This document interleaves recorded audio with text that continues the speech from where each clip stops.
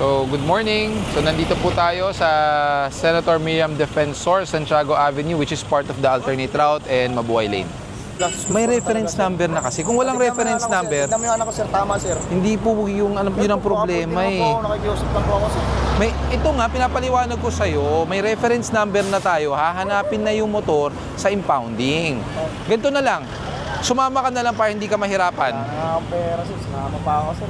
Nakikiusap na lang po ako sa inyo, sir. Ngayon lang ako, pagbigyan niyo ako, sir. Ngayon lang ako makiusap, sir. Boss, ito ang tanong ko taga rito ka? Opo, sir. Tagal ko na rito, sir. Tagal mo na. So alam mong hindi pwedeng pumarada sa kalsada dito, lalong-lalo na Mabuhay Lane. Anong gagawin natin? Paulit-ulit na lang yung operation dito. Pagbigyan niyo lang ako muna ngayon, sir. Oo, dyan lang. Oo, Iniwan ko nga. nasa kalsada, nakaparada. Baka pwede naman pagbigyan ako, sir. Para makakawa niyo na ako. Nagmamakawa po ko sa inyo. Hindi, ang Kilala naman po ako sa lugar namin po. Ayun nga, boss eh. Kilala ka dito pero nakaparada ka sa kalsada na dapat alam niyo namang hindi pwede. Talaga ako, sir. Boss, kahit alam mo naintindihan ko nakatulog ka, pero ang problema natin, sana bago ka nakatulog, bago pumasok sa bahay, pinarada mo ng maayos. Alam niyo naman bawal pumarada dito talaga kahit kailan. Paulit-ulit na yung operation dito, hindi naman unang beses. First time naman yan, sir.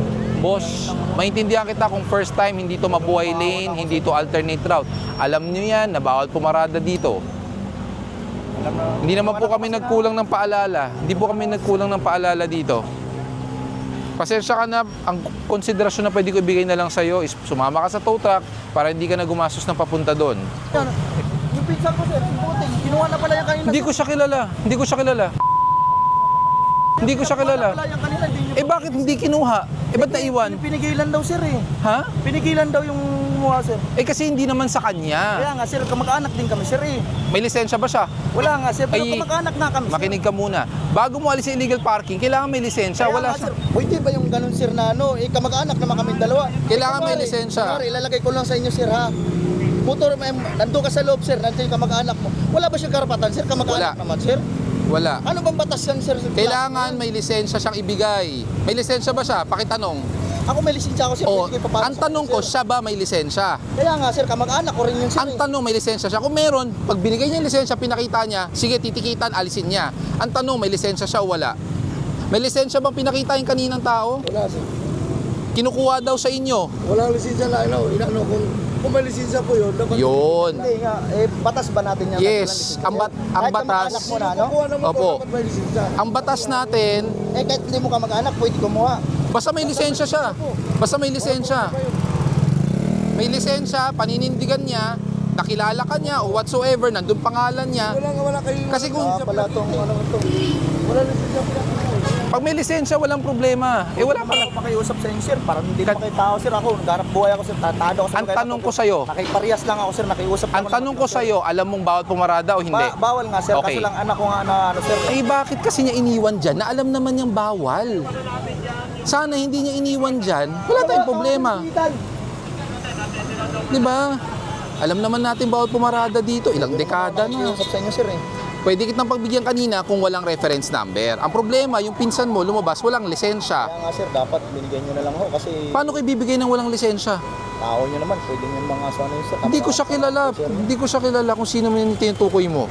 Yung kumuha nga kanina, sir. Wala ako dyan kanina. Sinabi na nga sa ano, sir. Wala gusto akong lang kanina din na dyan. magkapera lang din sa ginagawa nyo. Hindi sir, po. Yung makatuwing po sa ganyan, sir. Alam mo, Ako, namamarias ako ng trabaho, sir, eh. boss, ito pinapatupad ng tama yung batas. Ayun na nga Ang po, problema sir. sa inyo, alam nyo yung bawal, pinipilit nyo pa rin iparada yung motor kahit alam nyo ng bawal. Kung alam nyo yung bawal, Kumuha na po, sir. Alam natin bawal, sir. May umangkin na nga po nga sa ang kamag-anak. tanong, may lisensya bang pinresenta? Yun ba yung Wala. batas ngayon natin, Yes. sir, na ano, sir? Ang, Kumuha ng makinig ka ano? boss ha, para hindi O, tayo sige po, magka-problema sige sa po, sir. susunod. Opo. Pag ikaw naka-illegal parking at meron lumabas na tao, permit, ganito na lang, punta mo sa impounding, patutulungan na lang kita doon. Para Wala ma-release mo talaga yan. ako, sir. Hindi kaya nga, patutulungan kita para makuha mo yan. Okay?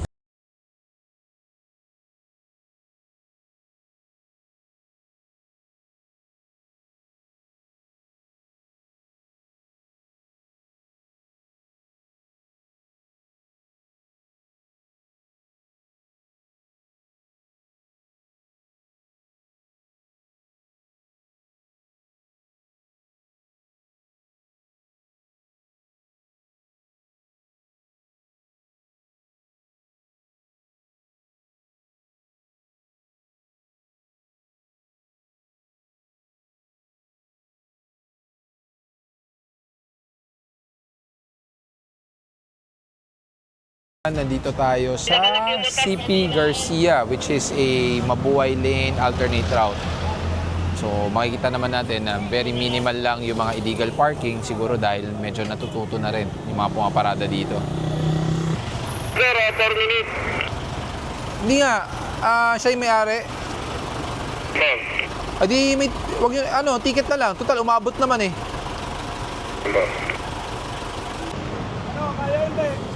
Okay, so nandito naman tayo sa Katipunan Avenue, which is a major thoroughfare.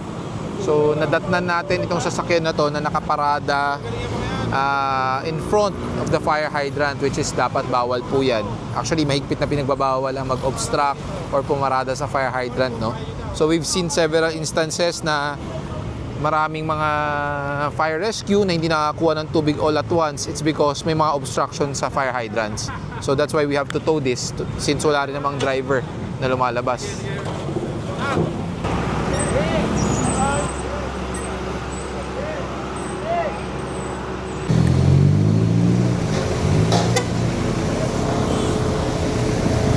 Towards Old Balara, exiting Commonwealth Avenue. So supposedly bawal pumarada dyan talaga kasi emergency lay-by area yan eh. Ginagawa ng ibang tao, ginagawa paradahan na. Pakibilis ha, pakibilis. Para hindi tayo mag-cause ng traffic.